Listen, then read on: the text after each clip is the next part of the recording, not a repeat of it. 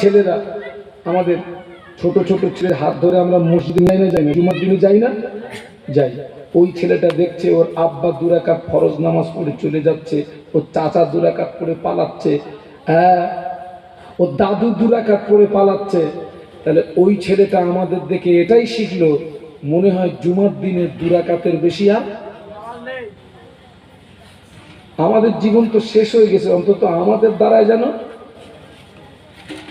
ওই সোনার টুকরাদের জীবনটা, ওই জন্য বলেছি তালা মেরে দিবি, টোটাল পড়বি, তারপরে তালা খুলব,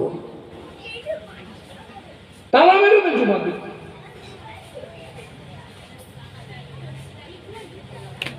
খবরদার ছেলেরা, আমি তোমাদের ভাই, দিনের স্বার্থে আমার পায়ে ধরতে লজ্জা নেই, পায়ে ধরে বলে যাচ্ছি।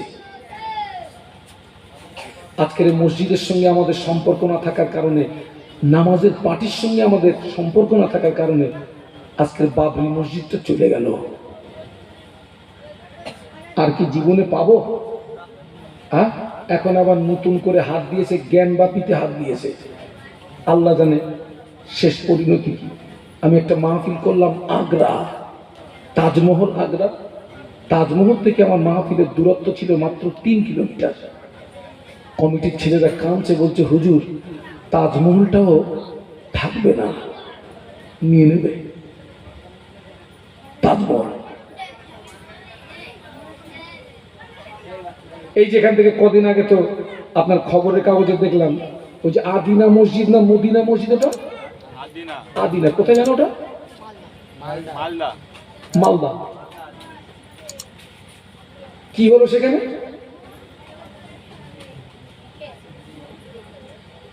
আজকে আমাদের সঙ্গে মসজিদের সম্পর্ক নেই।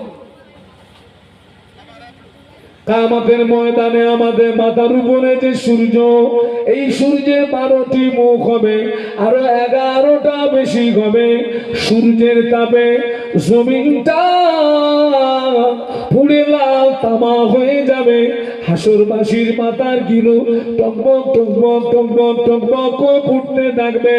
কারো নাক দিয়ে, কারো কান দিয়ে, কারো চোখ দিয়ে মাথার গিলুগুলো বজবজ বজবজ বজবজ করে বেরোতে থাকবে। কিয়ামতের ময়দানে হাসরবাসীদের জিভটা বেরিয়ে নাভি স্থল পর্যন্ত চলে আসবে। তামাম হাসর জুড়ে একটি আওয়াজ শুনতে পাওয়া যাবে, পানি পানি পানি পানি। কি আওয়াজ? একটা আওয়াজ। কিয়ামতের ময়দানে কোনো ছায়া থাকবে না, আল্লাহ পাকের আরশ পাকের রহমতের ঠান্ডা ছায়া ছাড়া। একটু সুবহানাল্লাহ বলবেন না? একটু জোরে বলেন না। কোনো ছায়া থাকবে না কিয়ামতের ময়দানে বাবা। গাছ থাকবে না, ঘর বাড়ি থাকবে না, পাহাড়গুলো তুলোর মতো উঠবে। পাহাড় তুলোর মতো। ওই আপনারা দেখেছেন যখন ওই লেপ টেপ তৈরি করে, ওই যে আপনার ওই যেটা দিয়ে মারে, ওটা কি বলে? ধনুক বলে না? মারে আর তুলোয় লাগে, ওই তুলো যেরকম মরে দেখেছেন, কিয়ামতের ময়দানে ওই রকম পাহাড়গুলো ওইরকম তুলোর মতো উঠবে। গাছ নাই, বাড়ি নাই, পাহাড় নাই, কিচ্ছু নাই, কোনো ছায়া নেই। একটা ছায়া, কোনটা সেটা? আরশে পাকের রহমতের ঠান্ডা ছায়া। আর কিয়ামতের ময়দানে যারা আরশের রহমতের ঠান্ডা ছায়ার নিচে জায়গা পেয়ে যাবে, ওরা আল্লাহ পাকের জান্নাতি বান্দা হয়ে যাবে। কিয়ামতের ময়দানে আল্লাহ পাক তার 7 দল বান্দা বান্দি দিগকে আরশের রহমতের ঠান্ডা ছায়ার নিচে জায়গা দেবে।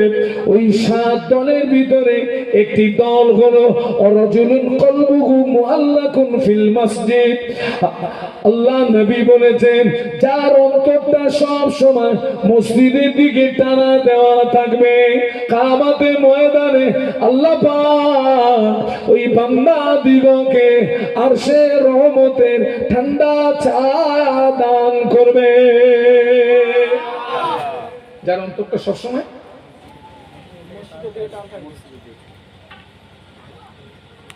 রাজুলুন কলবুহু মুআল্লাকুন ফিল মসজিদ ইযা খারাজা হাত্তা ইয়াউদা আলাইহি আও কামা ক্বাল।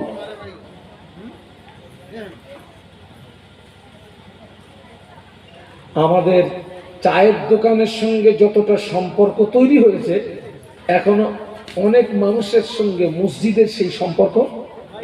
খোকা আমি কি বেশি বলছি নাকি? চায়ের দোকানের সঙ্গে আমাদের যে সম্পর্ক তৈরি হয়েছে, আমার ছেলেরা যুবকেরা বাবা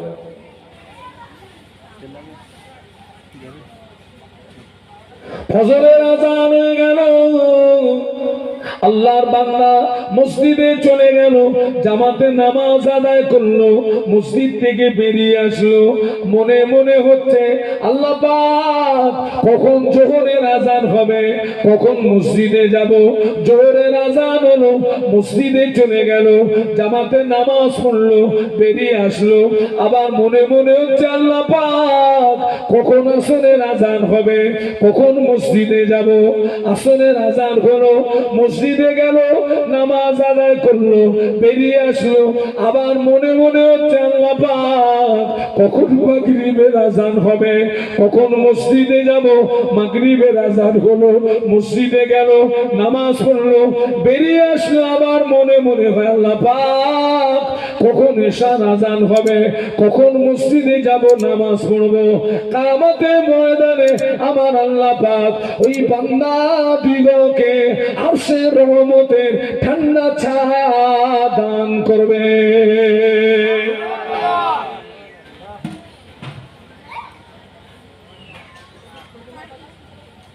ছেলেরা পায়ে ধরে বলে যাচ্ছে, সপ্তাহে একটা দিন আসতেছিস, খবরদার যেন দূরে কাটতে পড়ে পালাস না।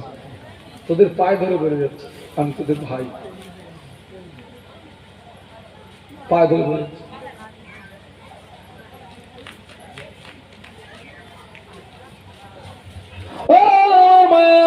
জুমার দিনে টোটালে 22 রাকাত নামাজ।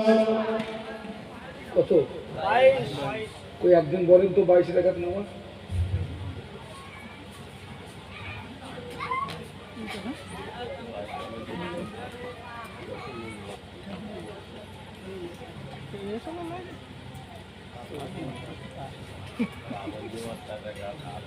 জানান মুরব্বী, এই যুবকরা তোমার একদিন বলো তো একটু 22 টাকার নামাজের হিসাব তোমাকে বলো তো একটু। হ্যাঁ হ্যাঁ বলো।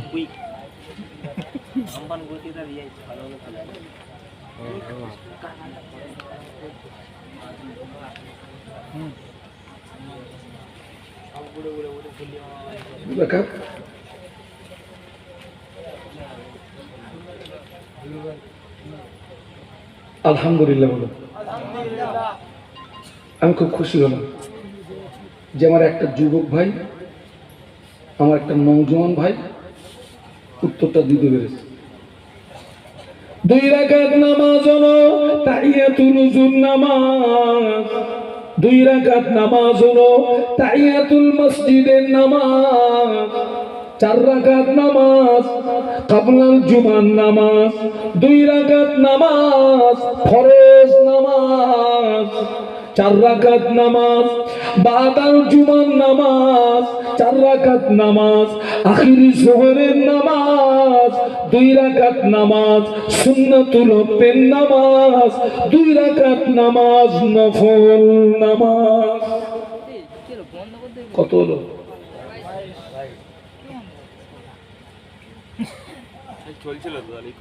খবরদার পালিও না, টোটাল নামাজগুলো পড়বি বাবা।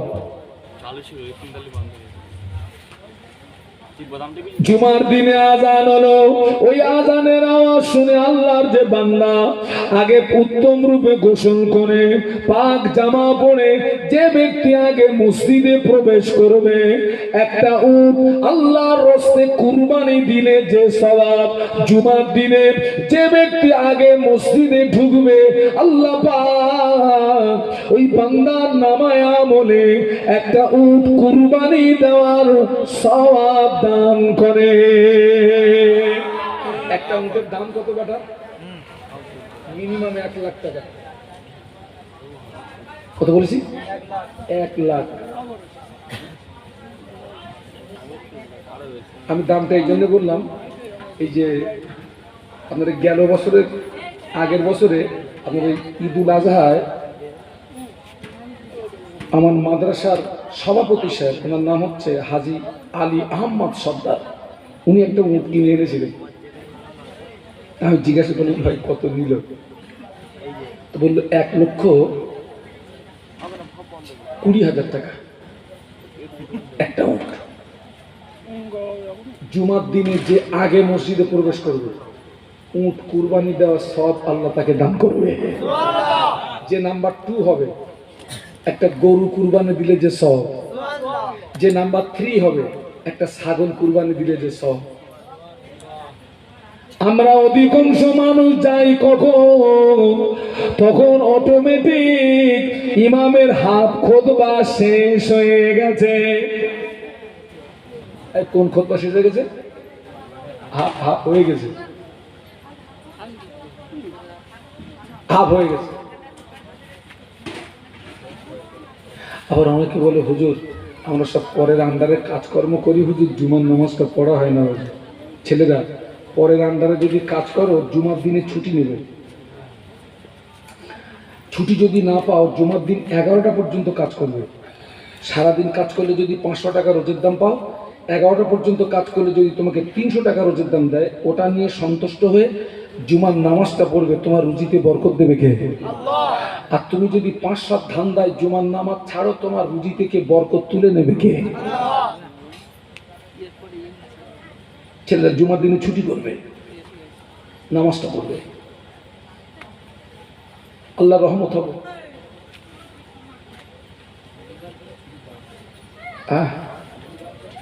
রবিবার করে ছুটিটা জুমার দিনে বলবেন। শুনুন, যদি কোনো অমুসলিমের আন্ডারেও যদি কাজ করেন, যদি বলেন যে ভাই আমি একটু জুমার নামাজ পড়বো, সময় দেন, এখনো এরকম আত্মবিশ্বাস আছে, ওরা ওই জায়গাটা বাধা দেবে না। দেবে না? তবে খোকা, এটা একটু ঘুরিয়ে বলবো, কিছু সংখ্যক মুসলমান আছে, ওর বাড়ি যদি কাজ করতে যাবো, যদি কাজ করিয়ে তারপর নামাজ পড়, কাজটা আগে সার।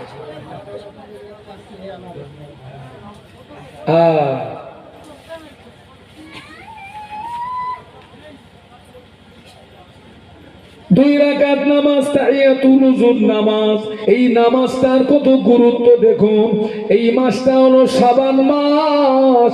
এই মাসের আগের মাসের নাম হলো রজব মাস। কি মাস? রজব। যুবকেরা, ওই রজব মাসের 27 তারিখে বিশ্ব নবীর সঙ্গে আল্লাহ পাকের দিদার নসিবি হয়। এটা সুবহানাল্লাহ বলতে পারলেন না? একটু জোরে বলেন না। আহারে ছেলেরা, যখন বল খেলা হয়, বল যদি গোলে যায়, তখন কি বলে দিতে হয় যে বলো গোল? বাবা, রাস্তা দিয়ে যাই তো দেখি যেন মনে হচ্ছে পাশায় বাঁশ দিচ্ছে লাগছে। একটু মহব্বতে বলুন না সুবহানাল্লাহ। আর একটু জোরে বলুন না সুবহানাল্লাহ। তাকবীর দাও তো, নারায়ে তাকবীর। জোরে বলো নারায়ে তাকবীর। হ্যাঁ, বলো আলহামদুলিল্লাহ, আলহামদুলিল্লাহ। ওই মেরাজের রাতে বিশ্ব নবীর সঙ্গে আল্লাহ পাকের দিদার নসিব হলো। আল্লাহ পাক আমাদের নবীকে জান্নাত জাহান্নাম দেখিয়েছিলেন, জান্নাত জাহান্নাম দেখিয়েছিলেন। আল্লাহ নবী জান্নাত পরিদর্শন করছিলেন। আল্লাহ নবীর সঙ্গে ফেরেশতা জিবরাইল আমিন আলাইহিস সালাম ছিলেন। আল্লাহ নবী জান্নাত পরিদর্শন করতেন। আল্লাহ নবীর আগে আগে একটা পায়ের আওয়াজ শুনতে পাওয়া যায়, কিন্তু মানুষ দেখতে পাওয়া যায় না। আল্লাহ নবী জিজ্ঞাসা করলেন, ইয়া আখি জিবরাইল, ও বাজু আসলাম, এই আওয়াজটা কিসের আওয়াজ? ফেরেশতা জিবরাইল আমিন আলাইহিস সালাম বললেন, এই আওয়াজটা অন্য কোনো আওয়াজ নয়, এই আওয়াজটা হলো আপনার হাফসি বেলালের পায়ের আওয়াজ। কোথায় কোথায়? জান্নাতে। আল্লাহ নবী বললেন, ও ভাই জিবরাইল, আমি তো বেলালকে তো দুনিয়ায় দেখে এসেছি, তো পায়ের আওয়াজ দেখছি কোথায়? জান্নাতে। আল্লাহ নবী একদিন বেলালকে ডাকলেন, ও বাবা বেলাল, কি ইবাদত করো বেলাল, কি আমল করো বেলাল, আমি রাসূলুল্লাহ জান্নাতের ভিতরে তোমার পায়ের আওয়াজ শুনতে পেয়েছি।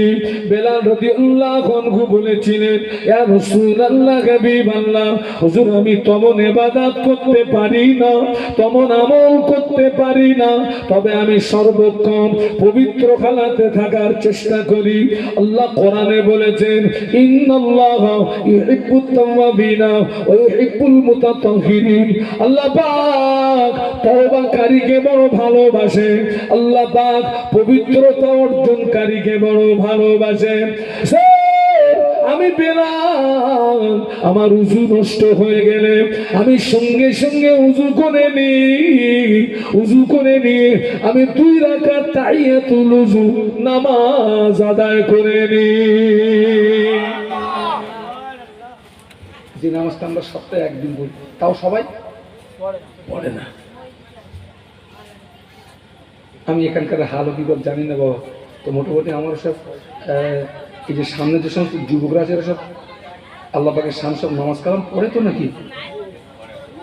হ্যাঁ, আমার ছেলেরা বাবা, আমি তোদের ভাই, আমি তোদের বড় ভাই তো নাকি? কারোর বড় ভাই, কারোর ছোট ভাই। ফিরে আসো আর পাগলামি করো না। তুমি যেন এইটা মনে করো না যে হুজুর এখন আমার উঠতি বয়স, বাদ মে দেখলুম না। বয়স কারোর ওঠে না খোকা, বয়স কি হয়? আমরা যখন মায়ের পেটে ছিলাম, মায়ের পেটে এই দুনিয়ায় কতদিন থাকবো, ওই সময়সীমাটা আল্লাহ মায়ের পেটে আল্লাহ পাক বেঁধে দিয়েছিলেন। মায়ের পেটে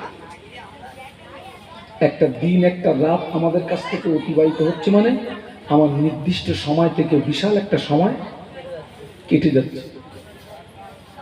খবরদার ছেলে, আজকে তোমরা মাহফিল দিচ্ছ, এই যে তোমরা কত পরিশ্রম করেছো বলতো।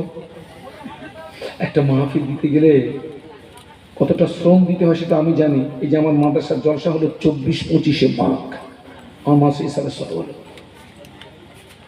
একদিকে আমার জলসা সারা রাত, আবার তো প্রতিষ্ঠান চালাতে গেলে তো মানুষের কাছে যেতে হয়, আর আবার নিজের ব্যক্তিগত টাকায় তো প্রতিষ্ঠান চালানো যায় না। এই সারা রাত মাহফিল করে রাত জেগে আবার একজনের কাছে, ভাই একদিন তেল দে না ভাই, ও ভাই আমার মাপসার ইসালের সব 1 বস্তা আলু দে না, ও ভাই আমার মাপসার ইসালের সব 1 কুইন্টাল গোশ দে না ভাই। এইভাবে তো ইসালের সব হয়। তো এই যে আমার সব সোনার ছেলেরা, কমিটির সোনার ছেলেরা খবর নিয়ে দেখেন, এদের কয়েক রাত ঘুম নেই। এদের 10 টাকা 20 টাকা, 10 টাকা 20 টাকা 50 টাকা আনতে গেছে তো 3 বার ফিরিয়ে দিয়েছে। সকালে আয়, বিকেলে আয়, সন্ধ্যে আয়, হ্যাঁ, তারপরে বলতেছে কত কথা, তারপরে 50টা টাকা।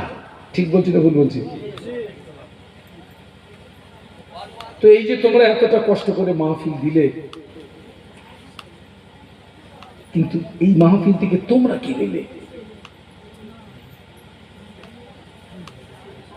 এই যে মাহফিলটা হচ্ছে, আমি আমার ধারণার কথা বলছি, তবে আশা রাখি আমার ধারণা ভুল হবে না। এই মাহফিল উপলক্ষে সব প্রত্যেকটা বাড়িতে মোটামুটি 2-1 করে মেহমান এসছে তো নাকি? হ্যাঁ, সব বাড়ি।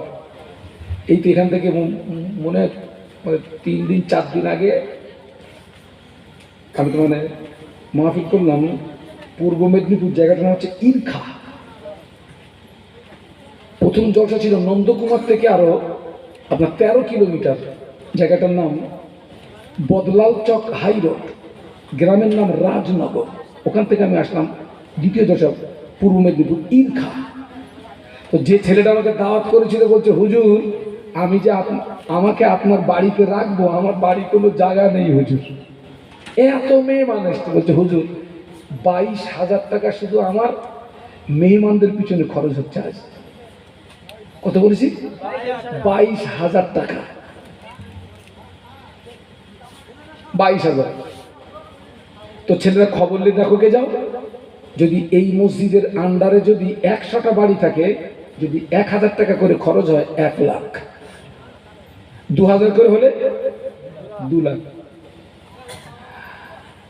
মাহফিলে ধরেন 1 লাখ, এই 3 লক্ষ টাকা আজকে রাত্রে তোমাদের গ্রাম থেকে খরচ হয়ে যাচ্ছে। কিন্তু এই 3 লক্ষ টাকা খরচ করে কি পেলে?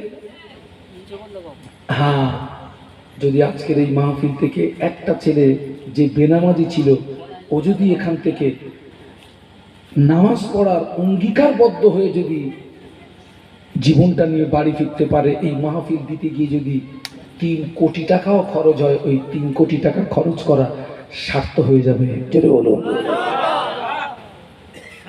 আর যিনি যেখানে আছেন যদি ওখানেই থাকেন, একেবারে কিচ্ছু পাবেন না তা বলবেন না, ওই যে সাইডে যেটা হচ্ছে ওইটা পাবেন না।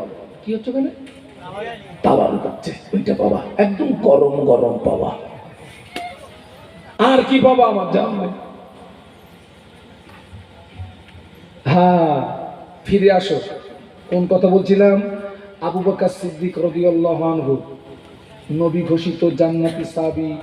তাম পৃথিবীর নবীর যত উম্মাত, সারা জীবনের আমল এক পাল্লায়, হুজুরের 1 রাতের আমল অপর পাল্লায়। আবু বকর সিদ্দিক রাদিয়াল্লাহু আনহু আমলের পাল্লাটা ভারী হবে। সেই মানুষটা গভীর রাতে আখিরাতের ভয়ে কাঁদতেন। আর আমরা শুকনো কাঠ। রাগ করছেন নাকি? পুরো ছিঁড়ে হয়ে গেছে। আল্লাহ নবীর অপর সাহাবী, মুসলিম জানের দ্বিতীয় খলিফা ওমর রাদিয়াল্লাহু আনহু, যে ওমর সম্পর্কে আল্লাহ নবী বলেছিলেন, আনা খাতামুন নবিয়িনা লা নবিয়্যা বাদি। আল্লাহ নবী বললেন, আমি রাসূলুল্লাহ, আমি গোলাম শেষ নবী, আমার পরে কেউ নবী হবে না। ওয়ালাউ কানা বাদ নবিয়ান লাকানা ওমর নবিয়ান। আল্লাহ নবী বললেন, আমার পরে যদি কেউ নবী হতো, আমি আল্লাহ নবী বলছি ওমর নবী হতো। এই হাদিসের দ্বারা প্রমাণিত হচ্ছে ওমর হুজুরের ভিতরে নবী হওয়ার যোগ্যতা ছিল, কিন্তু নবীর সিলসিলা খতম, নবী আর হবে না। আল্লাহ নবী বললেন, রাবাইতু ওমর ইয়াসিরু ফিল জান্নাতি। আল্লাহ নবী বললেন, আমি রাসূলুল্লাহ, আমি নিজে চোখে দেখেছি আমার সাহাবী ওমর আল্লাহ পাকের দয়ার জান্নাতের ভিতরে ঘুরছে। মোহাব্বত বলতে পারলে না? আল্লাহ নবী বলছেন, আমি নিজে চোখে দেখেছি ওমর কোথায় ঘুরছে? জান্নাতে।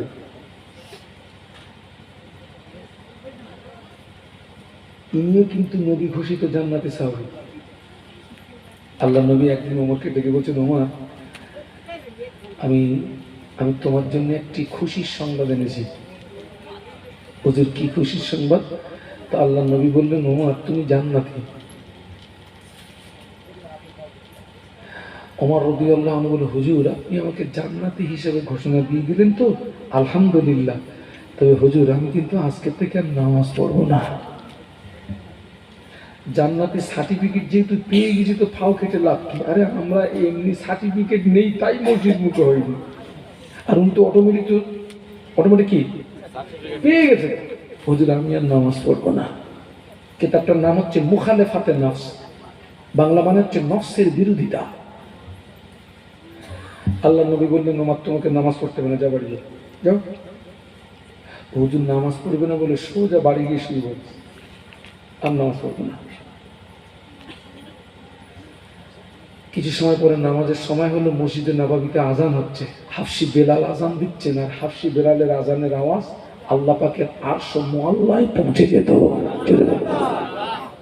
আমি দোয়া করি আল্লাহ আপনাদেরকে বলে মক্কা মদিনার মেহমান হিসেবে কবুল করুন। আজও মক্কা শরীফের খানায় কাবার যে সমস্ত মুয়াজ্জিন আছে, মদিনার মসজিদে যে সমস্ত মুয়াজ্জিন আছে, ডাইরেক্ট যদি তাদের আজান শোনেন তো কলিজা ঠান্ডা হয়ে যাবে, বলুন সুবহানাল্লাহ। আজও কাবা শরীফের ইমাম জানারা, মদিনার মসজিদে নববীর ইমাম জানারা জাহিরি নামাজে যখন আল্লাহ কোরআন তেলাওয়াত করে, অপরের কি হয় আমি জানি না, আমার তো মনে হচ্ছিল এক্ষুনি আসমান থেকে খানায় কাবায় কোরআন নাজিল হচ্ছে। আমার মনে হচ্ছিল এক্ষুনি মসজিদে নববীতে কোরআন নাজিল হচ্ছে। আজান হয়ে গেছে, আল্লাহ নবী মসজিদে এসেছেন, সাহাবীরা এসেছেন। ওমর হুজুর কোথায়? সার্টিফিকেট পেয়ে গেছে। আল্লাহ নবী সাহাবীদের বললেন, বাবা সাহাবীরা, আজকের জামাত শুরু হওয়ার আগে মসজিদের দরজাগুলো বন্ধ করে দিবি বাবা। ভিতরে ঘটনাটা কি ঘটছে কিন্তু অন্য সাহাবীরা জানে। আল্লাহ নবী হযরত ওমর, আল্লাহ নবী ইমামতির জায়গায় দাঁড়িয়ে গেছেন, সাহাবীরা মুক্তা দিয়ে পিছনে দাঁড়িয়ে গেছেন, দরজা বন্ধ, নামাজ শুরু হয়ে গেছে। যেই নামাজ শুরু হয়ে গেছে হযরত ওমর ঘরের ভিতর থেকে বেরিয়ে ছুটছেন, পাগলের মতো ছুটছেন। ছুটে ছুটে মসজিদে এসে দেখে দরওয়াজা বন্ধ, ভিতরে নামাজ হচ্ছে। সুবহানাল্লাহ। ও আমার ভাইয়া, ওমর রাদিয়াল্লাহু আনহু মদিনার মসজিদে নববী শরীফের চারিদিকে ছোটে, চোখ দিয়ে দাদা দাদা দাদা দাদা দাদা দাদা করে পানি গড়িয়ে যায়। আল্লাহ পাক আমার নবীর হায়াতে জিন্দেগিতে, আমার নবীর হায়াতে জিন্দেগিতে এই অবস্থায় যদি নবীর পিছনের জামাতটা ছুটে যায়, কি করে আমি মুখ দেখাবো? দরওয়াজা বন্ধ, ভিতরে যাওয়া যাচ্ছে না, হুজুর থাকতে পারেন না। মসজিদের দরওয়াজাতে আঘাত করলেন, দরওয়াজাটা খুলে গেল। আল্লাহ নবীর পিছনে নামাজে মশগুল হয়ে গেলেন। আল্লাহ নবী নামাজ শেষ করে পিছনের দিকে তাকিয়ে দেখে ওমর দাঁড়িয়ে। এই ওমরে, এই তুমি তো বলেছিলে নামাজ পড়বো না, তুমি আসলে কেন? নামাজে আসলে কেন? তুমি তো বলেছিলে নামাজ পড়বো না।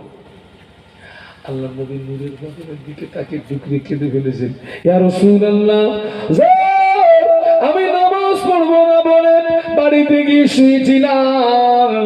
মসজিদে নববীতে যখন আযান হলো, ওই আযানের আওয়াজ আমার কানে যাওয়ার সঙ্গে সঙ্গে কলিজার ভিতরে একটা জ্বালা শুরু হয়ে গেল।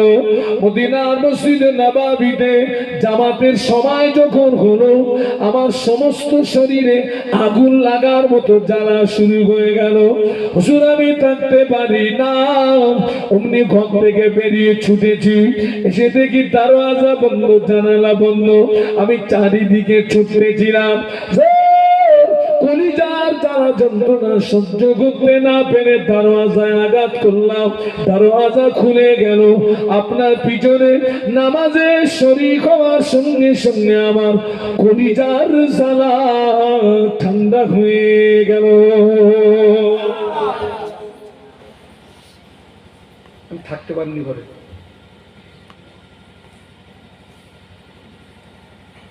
আল্লাহু আকবার। ওমর রাদিয়াল্লাহু আনহু, আল্লাহ নবী বলেছিলেন, নিজে চোখে দেখেছি ওমর কোথায় ঘুরছে? জান্নাতে। হুজুর আমার খলিফার গদিতে থাকাকালীন একদিন মদিনার মসজিদে নববী শরীফের মেম্বরে দাঁড়িয়ে এত রোনাজারি করছিলেন, এত কাঁদছিলেন।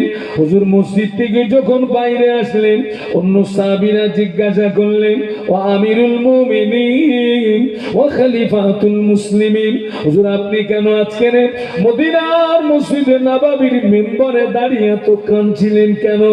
ওমর রাদিয়াল্লাহু আনহু বললেন, ও নবী পাকের সাহাবীরা, ও আমার সঙ্গী সাথীরা, আমি ওমর এখন মদিনার জনগণের রাখাল। আমার দায়িত্ব বেড়ে গিয়েছে, মাথার যন্ত্রণা বেড়ে গিয়েছে, আমি চিন্তায় পড়ে গিয়েছি। এই মসজিদে নববী শরীফ থেকে 1000 কিলোমিটার দূরে ফোরাত নদীর কূলে একটা কুকুরের বাচ্চা যদি না খেয়ে মারা যায়, আমি ওমরকে হিসাব দেওয়া লাগবে, কৈফিয়ত দেওয়া লাগবে। ওই চিন্তায়, ওই ভয়ে আমার চোখের পানি গড়িয়ে যায়। একটু জোরে বলতে পারলেন না? একটু মহব্বতে বলতে পারলেন না? আমি এখন মদিনার জনগণের রাখাল, আমার দায়িত্ব বেড়ে গেছে। আমি এই খলিফার গদিতে থাকাকালীন মসজিদে নববী শরীফ থেকে 1000 কিলোমিটার দূরে ফোরাত নদীর কূলে একটা কুকুরের বাচ্চা যদি না খেয়ে মরে যায়, আমাকে কৈফিয়ত দেওয়া লাগবে। এই ভয়ে কাঁদতেছি। আখিরাতের ভয়টা দেখেন। ওমর রাদিয়াল্লাহু তাআলা খলিফার গদিতে থাকাকালীন সারা রাত ঘুমাতেন না, মদিনার অলিতে গলিতে ঘেটে ঘেটে রাত কাটিয়ে দিতেন। একটু বলুন না আল্লাহু আকবার, একটু জবান খুলে বলেন না। সারা রাত মদিনার অলিতে গলিতে হেঁটে হেঁটে হেঁটে হেঁটে হেঁটে হেঁটে কি দেখতেন? কার খাওয়া হচ্ছে, কার হচ্ছে না, কে কোন মুসিবতে আছে, কে কোন কষ্টে আছে। আমি মদিনার খলিফা, সারা রাত ঘুরে ঘুরে ঘুরে ঘুরে ঘুরে ঘুরে। হ্যাঁ, হুজুর একদিন মদিনার রাস্তা দিয়ে হেঁটে যাচ্ছেন, হঠাৎ একটু দূর থেকে দুটো বাচ্চার কান্নার আওয়াজ ওনার কানে ভেসে আসলো। হুজুরের মনের ভিতরে কৌতূহল বেড়ে গেল, দুটো বাচ্চা কাঁদছে কেন, আমাকে খবর দিতে হবে। গুটি গুটি বা আগিয়ে গিয়ে দেখে রাস্তার পাশে একটি ভাঙাচোরা বাড়ি।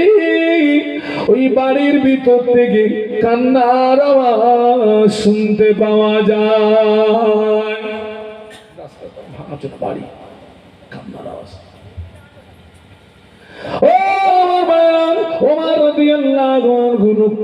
দেখে একজন মহিলা উনানের উপরে খাড়ি চাপিয়ে দিয়ে নিচে দিয়ে জাল দিচ্ছে, আর দুটো বাচ্চা জমিনে শুয়ে পড়ে লুটুপুটি লুটুপুটি লুটুপুটি লুটুপুটি লুটুপুটি কাঁদছে। ওদের চোখ দিয়ে দাদা দাদা দাদা করে পানি গড়িয়ে যাচ্ছে। আর ওই মহিলা বাচ্চাদের দিকে তাকিয়ে বলছে, বাবা সবর করো, সবর করো, সবর করো, রান্না করছি, রান্না হয়ে গেলে খেতে দেব। খলিফাতুল মুসলিমিন এই দৃশ্যটা দেখে থাকতে পারলেন না, চোখ দিয়ে দাঁত করে পানি গড়িয়ে যায়। আল্লাহ পাক, আমার খেলাফত কালে আমার কওমের মানুষের এই অবস্থা আমি খবর রাখি না।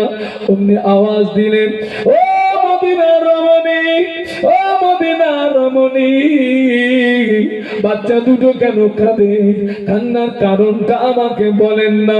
মদিনার রমণী বলেছিলেন, ও আমিরুল মুমিনিন, আজ কয়েকদিন অতিবাহিত হলো, আমার স্বামীর ইন্তেকাল হয়ে গিয়েছে, বাচ্চাদের বড় ভোকা পেয়েছে, আমি মা ওদের মুখে আর দেবো, তোমার আর আমার কাছে না, বাচ্চাদের চোখের পানি সহ্য করতে পারি না। আমি উনানের উপরে হাঁড়ি চাপি, ওই হাঁড়িতে কিছু পাথর আর পানি দিই, আমি নিচে দিয়ে জাল দিচ্ছি, ওই পানির ফোঁটা আছে, বাচ্চাদের সান্ত্বনা দিয়ে রেখেছি। বাবা সবর করো, সবর করো, সবর করো, রান্না করছি, রান্না হয়ে গেলে খেতে দেব। আমিরুল মুমিনিন বললেন, ও মদিনার রমণী, আপনাদের এই করুণ পরিস্থিতি খবরটা কেন আমাকে দেন না? এই দৃশ্যটা যদি আমি দেখতে না পেতাম, আমি ওমর কিয়ামতের ময়দানে ধরা পড়ে যেতাম। ও মদিনার রমণী, কাঁদবেন না, সবর করুন। হুজুর আমার রাতারাতি রাজ দরবারে চলে গিয়ে এক বস্তা আটা নিজের পিঠে করে তুলে নি, রাতারাতি গরিব দুঃখীদের বাড়ি পৌঁছে দিয়েছিলেন। আটার বস্তা গরিব দুঃখীদের বাড়ি পৌঁছে দিয়ে বললেন, ও মদিনার রমণী, বাচ্চাদের খাওয়ার ব্যবস্থা করে দেন, আটা যদি ফুরিয়ে যায় আমার রাজ দরবারে আবার সংবাদ দেবেন, আমি ওমর আবার যথারীতি আটার বস্তা পিঠে করে আপনার বাড়ি পৌঁছে দিয়ে যাব। ওই মানুষটা কাঁদতেন, আল্লাহ আমাকে মানুষ না বানিয়ে বন জঙ্গলে ঘাস করে যদি পাঠাতে, অন্তত বনের পশুরা আমাকে খেয়ে ফেলতো, অন্তত মরণের পরে ওমরকে হিসাবটা দিতে হতো না। বাবা ছেলেরা, এরপরে কি মনে হয় আমরা যদি ভালো না হই, পরিবর্তন না হই, সংশোধন না হই, ছেড়ে দেবে বাবা? নাজাত পাবো বাবা? আহা, আমার ফুরফুরা শরীফে ছোট হুজুর পীর সাহেব রহমতুল্লাহ আলাইহি একটা কথা ওয়াজ করতে করতে খুব বলতেন, জ্ঞানী যারা বোঝে তারা শুধু ইশারায়, জ্ঞানী যারা বোঝে তারা, কেউ যদি মেনে নেওয়ার নিয়াতে মাহফিল শোনে, মেনে নেওয়ার নিয়াতে, বেশি ওয়াজ শোনা লাগে না, 10 মিনিটের বক্তব্য মেনে নিলে জীবন পরিবর্তন হওয়ার জন্য যথেষ্ট। আর কেউ যদি এরকম নিয়ে তা আসে যে হুজুর আপনাদেরকে সব এনেছি, আপনারা আপনাদের মতন বলে যান, একটা ওতে আবার নামাজ হবে তো? হ্যাঁ,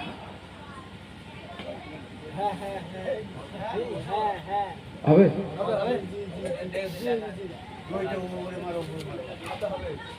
দেখো কার নামাজ যদি না মশা মারা, তা আমি কিন্তু বলতে পারবো না, নেই। দরুদ শরীফ আল্লাহুম্মা, এটা জোরে জোরে বল, জোরে জোরে বল, সাল্লি আলা।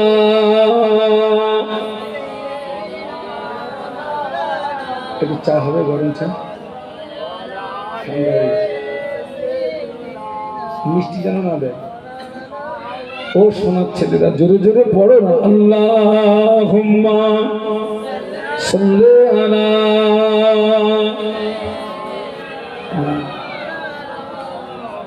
ওয়া আলা আলি সাইয়্যিদিনা।